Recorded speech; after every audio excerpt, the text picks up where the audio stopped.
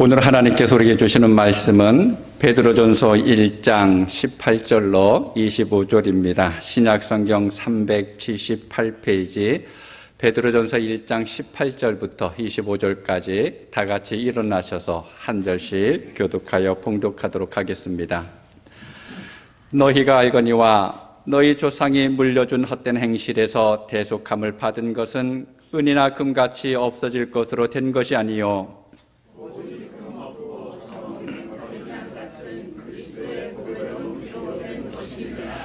그는 창세전부터 미리 알린 바 되신이나 이 말세에 너희를 위하여 나타내신 바 되었으니 너희는 그를 죽은 자 가운데서 살리시고 영광을 주신 하나님을 그리스도로 말미암아 믿는 자니 너희 믿음과 소망이 하나님께 있게 하셨느니라.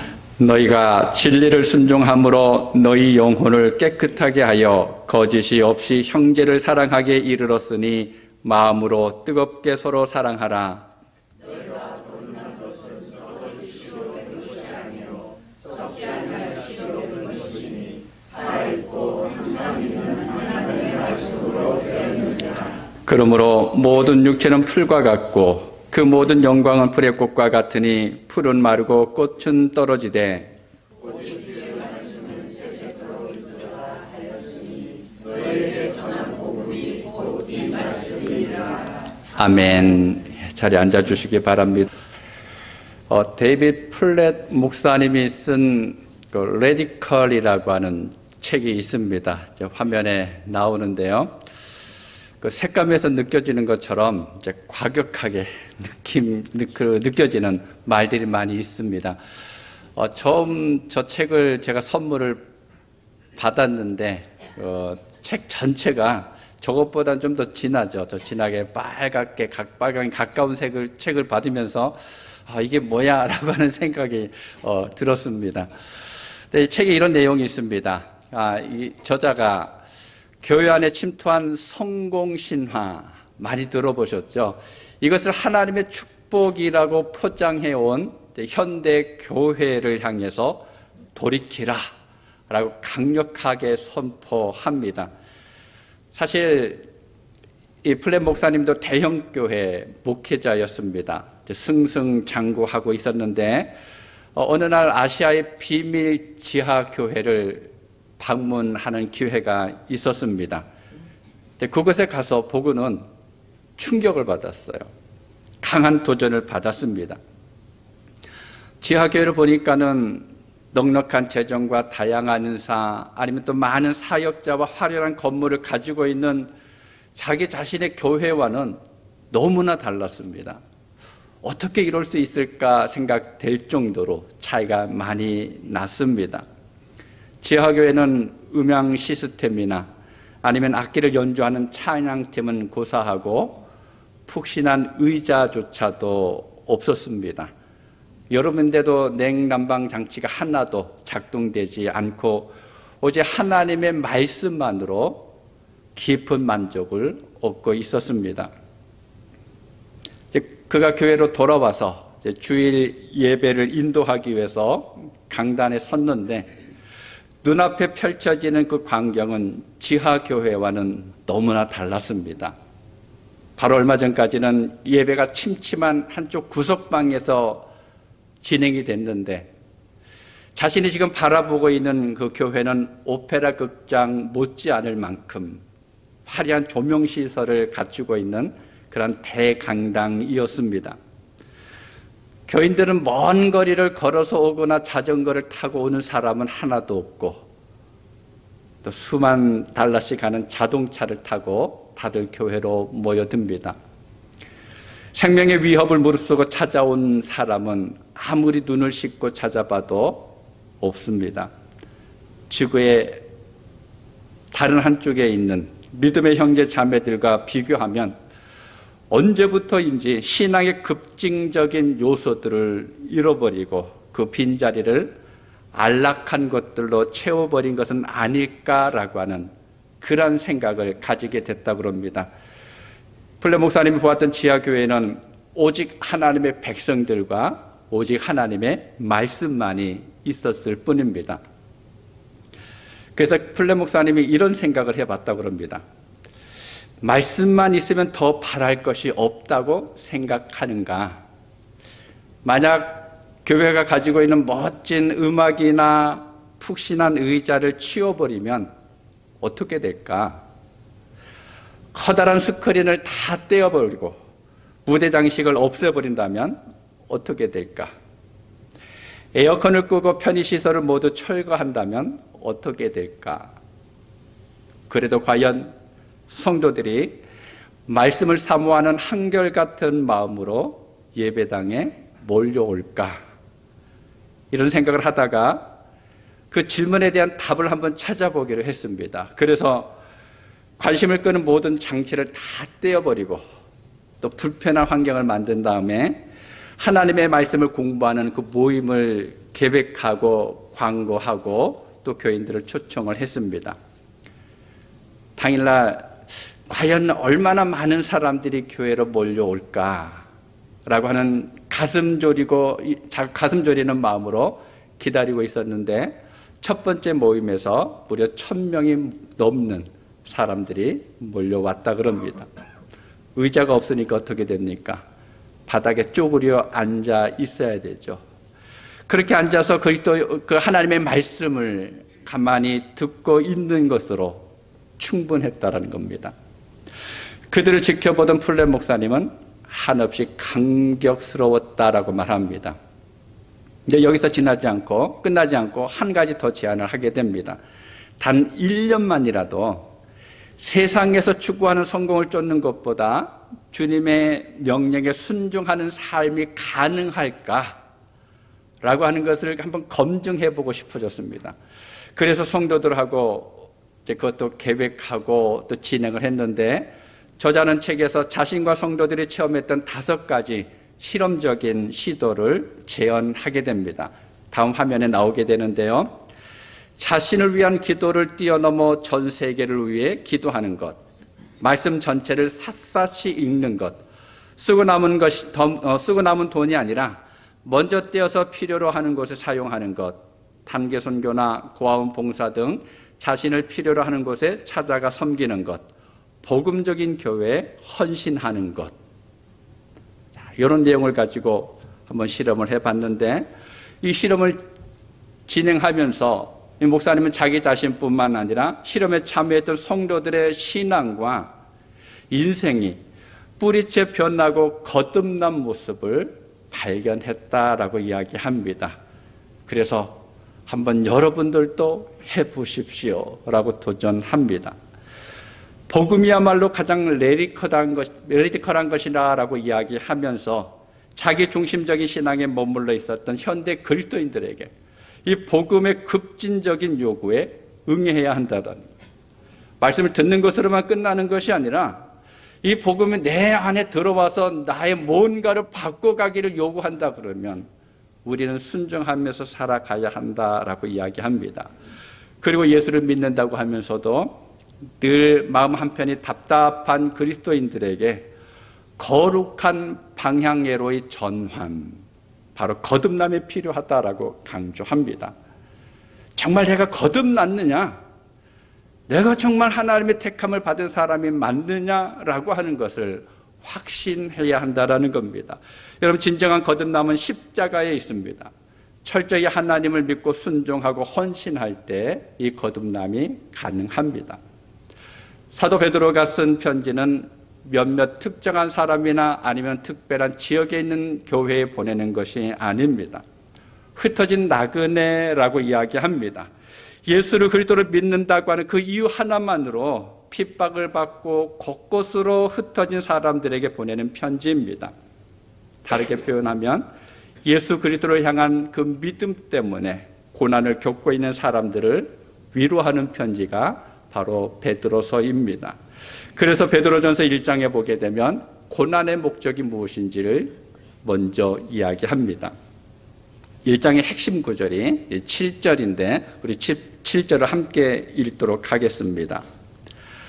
너희 믿음의 확실함은 불로 연단하여도 없어질 금보다 더 귀하여 예수 그리스도께서 나타나실 때에 칭찬과 영광과 존귀를 얻게 할 것이니라. 아멘. 여러분, 왜 하나님은 성도들에게 고난을 허락하셨을까요? 고난 속에 있는 성도들에게 하나님께서 기대하시는 삶은 과연 어떤 삶일까요?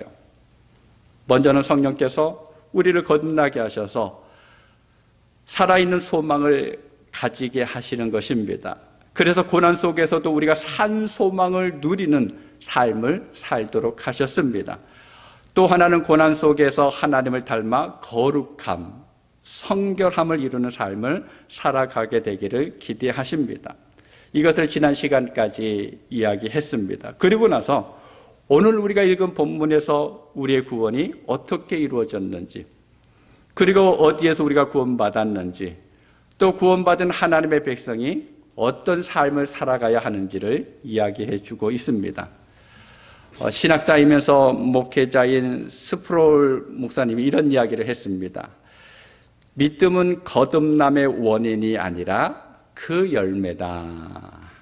여러분, 거듭남은 인간의 노력이나 감정에서 비롯되는 것이 아닙니다.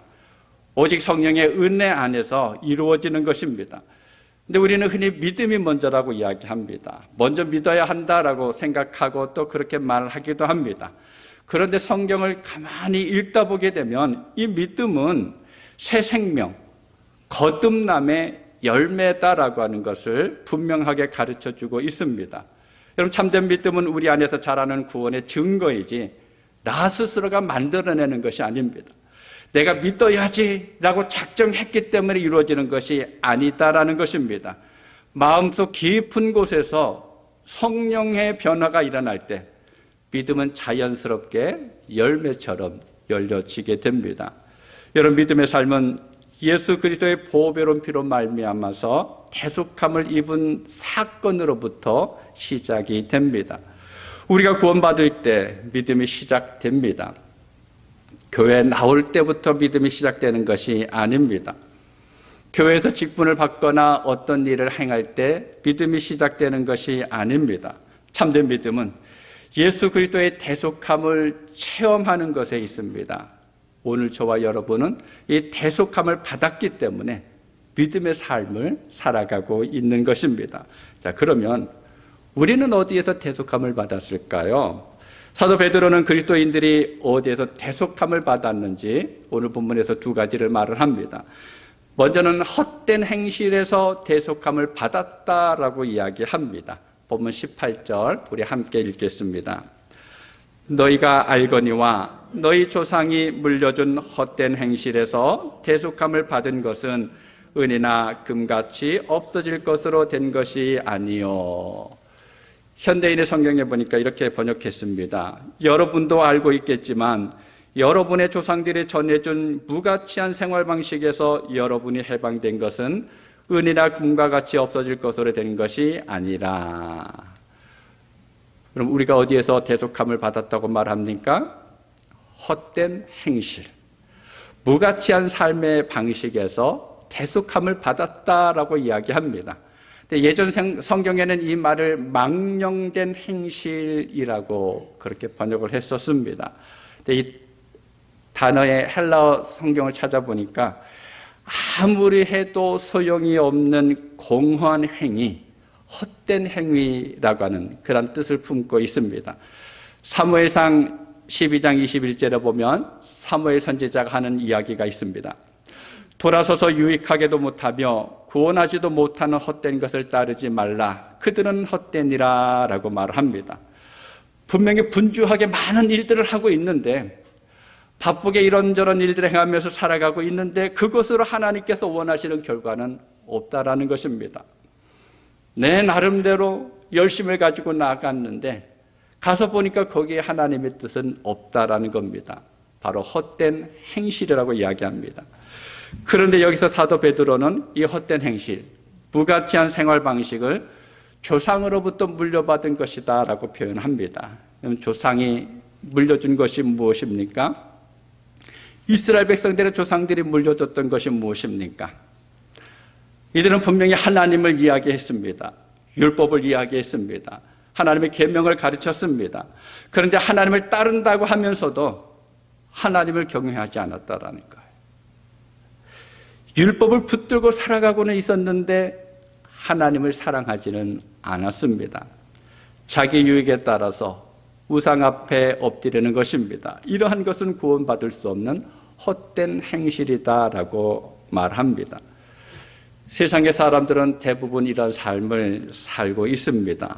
헛된 행실, 부가치한 생활 방식으로 살아가는 이들이 많이 있습니다. 모든 사람들이 행복하기를 원합니다. 그런데 참된 행복이 어디에 있는지 모르고 살아가고 있습니다.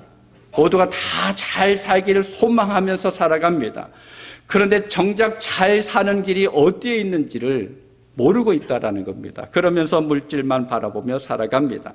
당장 눈앞에 보이는 것에만 연연해하면서 영원한 것에는 관심이 없습니다.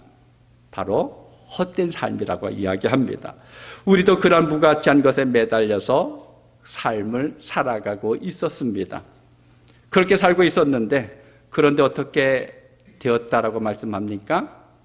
대속함을 받았다라고 선언하고 있습니다.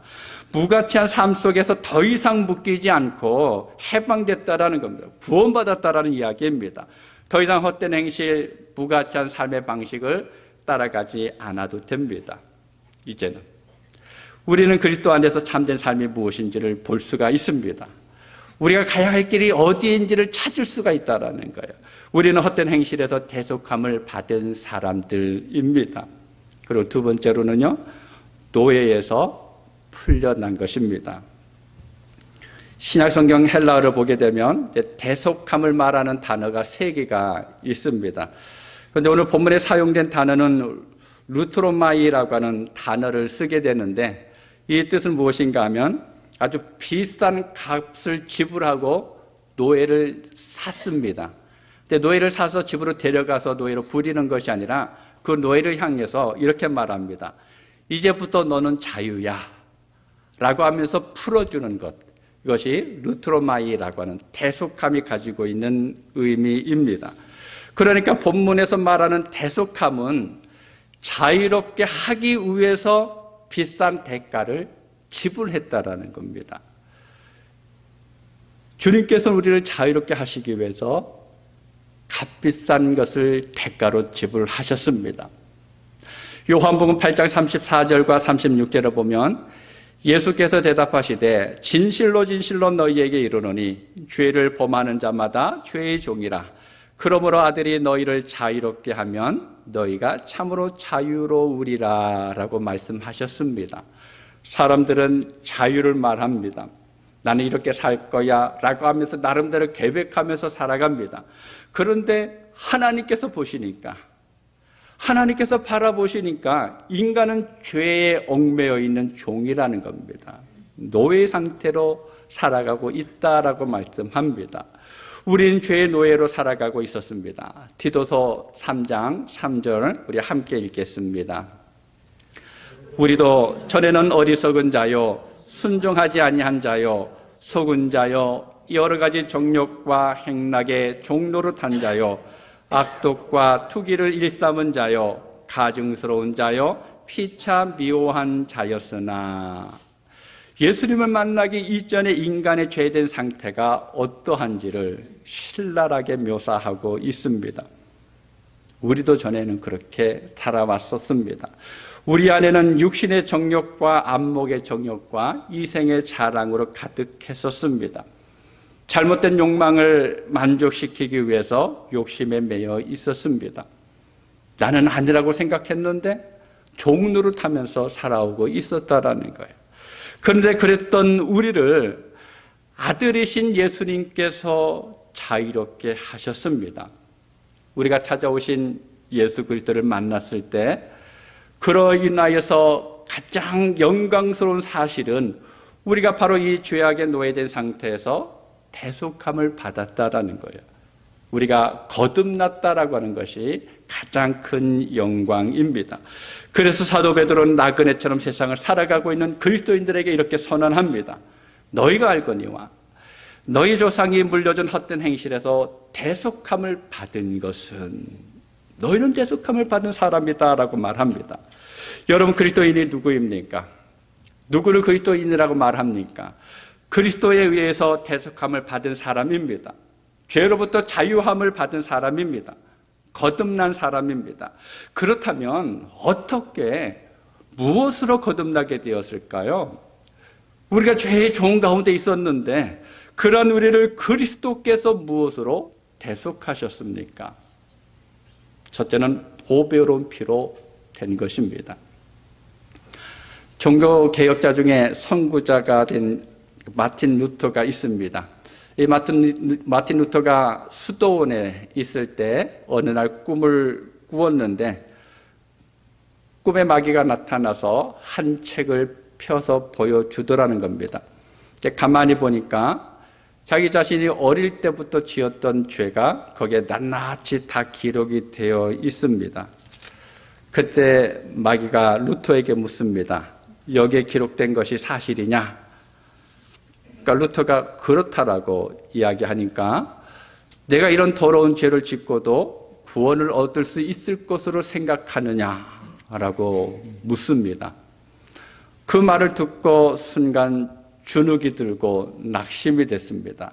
내가 이런 죄들이 있었는데, 이렇게 많은 엄청난 죄가 있는데 어떻게 구원받을 수 있을까라는 생각이 드는데, 그런데 갑자기 음성이 들려지더라는 겁니다. 예수 그리스도의 보혈이 죄를 깨끗이 씻었느니라. 그 순간 루터가 외쳤습니다. 그리스도의 보혈이 죄를 지우고 우리를 깨끗하게 하였다라고 외치니까 그 순간 마귀하고 그 책이 사라지더라는 것입니다. 우리가 구원을 얻고 거듭나는 것은 십자가의 보혈로 말미암아서 죄 씻음, 죄 사함을 받는 길밖에 없습니다. 예수 그리스도의 보배로운 피가 우리를 죄에서, 율법에서, 사망에서, 저주에서 해방시켜 주십니다. 오늘 본문 19절을 우리 함께 읽도록 하겠습니다. 오직 흠 없고 점 없는 어린 양 같은 그리스도의 보배로운 피로 된 것이니라.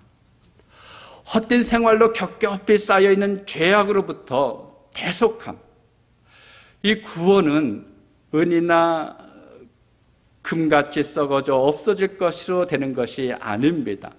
오직 어린 양이신 그리스도의 보배로운 피로 값없이 주심으로 이루어진 것입니다. 여러분, 구약시대에는 죄를 지었을 때마다 짐승을 잡아서 그 피를 제단에 뿌림으로 인해서 속죄의 제사를 드렸습니다. 그런데 이것으로는 완전하지가 않다라는 겁니다. 한 번에 해결되지 않습니다. 오직 흠없고 점 없는 완전 무결한 그리스도의 보배로운 피로만 가능합니다. 그리고 두 번째는 그리스도를 통한 믿음으로 되었습니다. 본문 21절에 보면 사도 베드로가 이렇게 선언합니다. 너희는 그를 죽은 자 가운데서 살리시고 영광을 주신 하나님을 그리스도로 말미암아 믿는 자니 너희 믿음과 소망이 하나님께 있게 하셨느니라. 원문 번역 성경에 보니까 이렇게 번역되어 있습니다. 여러분은 이 그리스도를 통해 하나님을 믿게 되었는데 하나님께서는 그리스도를 죽은 사람들 가운데서 일으키시고 그리스도께 영광을 주심으로써 여러분의 믿음과 소망을 하나님께 두게 하였습니다. 믿음은 자기 확신이나 결단이나 고백으로 이루어지는 것이 아닙니다. 베드로가 뭐라고 이야기하고 있습니까? 그리스도로 말미암아 믿는 자니, 그리스도를 통해서 하나님을 믿는 것입니다. 성도는 예수 그리스도의 대속함을 받아서 하나님 안에서 거하였고 또 믿는 자가 됐습니다. 우리는 십자가에서 죽으신 그리스도를 살리시고 또 영광스럽게 하신 하나님을 예수 그리스도를 통해서 믿음으로 대속함을 누리게 되는 것입니다. 우리 안에 있는 하나님을 향한 믿음, 우리 안에 있는 하나님을 향하는 그 마음은 내가 스스로 만들어낸 것이 아니라 십자가에서 죽으신 그리스도께서 내게 오심으로 인해서 믿음이 생겨난 것입니다. 세 번째로는 말씀으로 된 것입니다. 본문 23절 우리 함께 읽도록 하겠습니다. 너희가 거듭난 것은 썩어질 씨로 된 것이 아니요 썩지 아니할 씨로 된 것이니 살아있고 항상 있는 하나님의 말씀으로 되었느니라. 아멘. 히브리서 4장 12절 말씀 여러분 잘 아시죠? 하나님의 말씀은 살아있고 활력이 있어 좌우의 날선 어떤 검보다도 예리하여 혼과 영과 및 관절과 골수를 찔러 쪼개기까지 하며 또 마음의 생각과 뜻을 판단하나니. 여러분, 말씀은 글자가 아닙니다. 말씀은 살아있습니다. 말씀은 항상 있는 것입니다. 말씀은 우리의 심령을 심판합니다. 말씀은 우리에게 있는 죄를 정교하게 잘라냅니다. 말씀은 우리에게 믿음을 심어줍니다. 그 말씀은 우리를 거듭나게 합니다. 말씀이 살아서 움직이기 때문에 그렇습니다. 그 말씀이 우리의 마음에 들어와서 자리할 때 하나님의 말씀이 그냥 귀로 들려서서 빠져나가는 것이 아니라 내 마음 안에 자리 잡고 있을 때 그 말씀 안에 있는 생명력이 우리에게 전달되고 또 그 생명에서 자라 영생하는 능력이 있게 됩니다. 그러므로 죄인된 인간이 말씀을 받으면 거듭나고 구원을 받게 되는 것입니다. 여러분, 거듭나는 것은, 계속함을 받는 것은 바로 하나님의 살아있는 말씀으로 가능합니다. 하나님의 말씀은 우리를 거룩하게 합니다. 우리의 영혼을 정결하게 합니다. 그러므로 타락한 인간은 말씀을 통해서 회개하고 거듭나야 합니다. 하나님의 말씀으로 내 안에 있는 이기심과 욕심과 헛된 행실을 버리고 이제는 형제를 사랑하는 최고의 법을 이루는 성도가 되어야 합니다. 그리하여 하나님을 아빠, 아버지라고 부르는 그리스도의 영을 받은 하나님의 자녀됨을 나타내면서 살아가는 성도가 될 수 있어야 합니다. 사랑하는 여러분, 오늘 사도 베드로는 예수를 그리스도로 믿고 살아가는 성도들에게 선언합니다. 헛된 행실에서 대속함을 받은 것은 은혜나 금같이 없어질 것으로 된 것이 아니요 너희가 거듭난 것은 썩어질 씨로 된 것이 아니요 썩지 아니할 씨로 된 것이니. 우리가 거듭난 것은, 우리가 구원받은 것은 내가 가지고 있는 조건 때문이 아닙니다. 내가 목사이기 때문에, 내가 장로이기 때문에, 내가 신앙생활을 오래 했기 때문에, 기도를 잘하고 말씀을 잘 알기 때문에, 내가 대단한 업적을 이루었기 때문에 구원받은 것이 아닙니다. 구원은 썩지 아니할 씨, 바로 예수 그리스도로 된 것입니다. 그분의 보배로운 피로 된 것입니다. 그분을 통한 믿음으로 된 것입니다. 그분을 통해 주시는 말씀으로 된 것입니다. 오직 그분을 통해서 우리는 구원받았고 거듭나서 하나님을 아빠, 아버지라고 부를 수 있게 되었습니다. 오늘 함께 예배하는 사랑하는 그레이스 성경교회 성도 여러분, 사단의 노예로 묶였던 우리를 구원하신 예수님의 은혜를 기억하시기 바랍니다. 그리고 언제나 믿음과 소망과 사랑 가운데서 살아가면서 이 어두운 세상에 여러분 안에 있는 그리스도의 보배로운 산 소망을 나타내 보이는 여러분 되실 수 있기를 바랍니다. 우리가 신앙 공동체 안에서뿐만 아니라 내가 살아가는 그 삶 속에 들어가서 그곳에서 내 안에는 이런 소망이 있다고, 내 안에는 나를 구원하실 그 예수 그리스도가 있다라고 하는 것을 늘 나타내 보여주심으로 인해서 하나님께서 기뻐하시는 믿음의 길을 걸어갈 수 있는 여러분 모두가 되시기를 주님의 이름으로 축복합니다. 기도하겠습니다. 아버지 하나님, 감사합니다. 하나님께서 먼저 우리를 발견하시고 예수 그리스도를 통하여서 우리를 구원하여 주심에 참으로 감사합니다. 우리는 아무런 조건이 없지만 예수 그리스도의 십자가의 보혈로 우리를 대속하여 주셨습니다. 우리를 거듭나게 하셨습니다. 우리를 구원하셨습니다. 우리를 하나님의 자녀 삼아 주셨습니다. 아버지 하나님, 감사합니다. 이것을 늘 기억하면서 우리가 믿음의 삶을 살아갈 때에 내 안에 심겨진 그 산 소망을 날마다 드러낼 수 있도록 도와주시옵소서. 그 소망 가운데 많은 사람들에게 예수 그리스도를 보일 수 있는 우리 한 분 한 분들 되게 하여 주시옵소서. 우리 모든 시간을 주님께 맡겨드리옵고 예수님의 이름으로 기도하옵나이다. 아멘.